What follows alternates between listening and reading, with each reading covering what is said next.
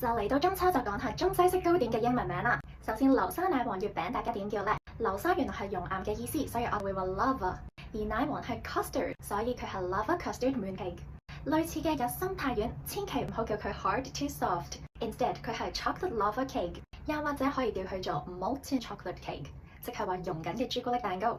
講開奶黃，中式點心裏面好 popular 嘅一個 item 就係 custard bun。好多人以為奶黃包我哋會叫 bread。但係其實 bread 只係麵包嘅一個統稱，又或者我個人會將佢看待為要切開一個個 slice 去食嘅一啲麵包，就例如係 a loaf of bread。而如果係細細個或者一餐食得晒去喺 bakery 買到嗰啲嘅麵包仔啦，我哋都會叫佢做 bun， 就例如係 barbecue pork bun、pineapple bun。